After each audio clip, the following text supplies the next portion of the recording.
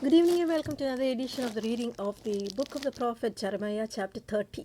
The word of the Lord that came to Jeremiah from the Lord, saying, Thus speaks the Lord of Israel, saying, Write thee all the words that I have spoken unto thee in a book.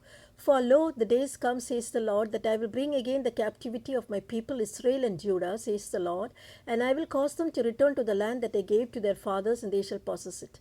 And these are the words that the Lord spake concerning Israel and concerning Judah. For thus says the Lord, We have heard a voice of trembling, of fear, and not of peace.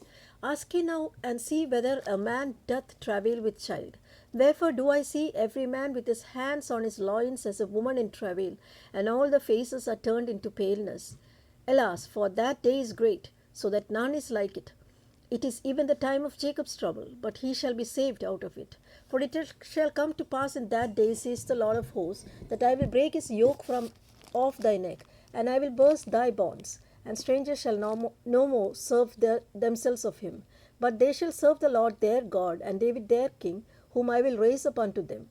Therefore fear thou not, O my servant Jacob, says the Lord, neither be dismayed, O Israel, for lo, I will save thee from afar, and thy seed from the land of their captivity. And Jacob shall return, and shall be in rest, and be quiet, and none shall make him afraid. For I am with thee, says the Lord, to save thee.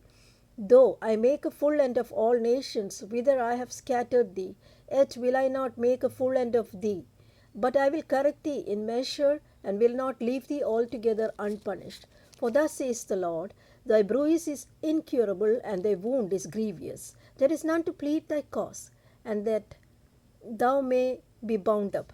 Thou hast no healing medicines. All thy lovers have forgotten thee. They seek thee not, for I have wounded thee with the wound of an enemy, with the chastisement of a cruel one, for the multitude of thy iniquity, because thy sins were increased. Why criest thou for thy affliction? Thy sorrow is incurable for the multitude of thy iniquity, because thy sins were increased. I have done these things unto you.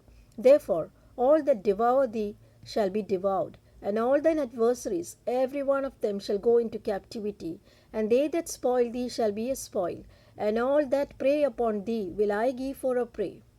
For I will restore health unto thee, and I will heal thee of thy wounds, says the Lord, because they call thee an outcast, saying, This is Zion, whom no man seeketh after.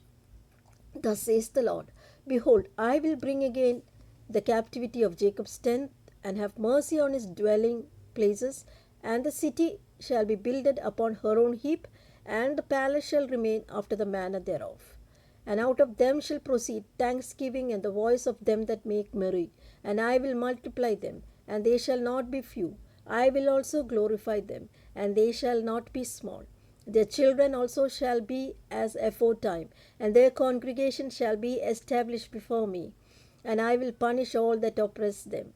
And the nobles shall be of themselves, and their governor shall proceed from the midst of them. And I will cause him to draw near, and he shall approach unto me. For who is this that engaged his heart to approach unto me, says the Lord? And he shall be my people, and I will be your God.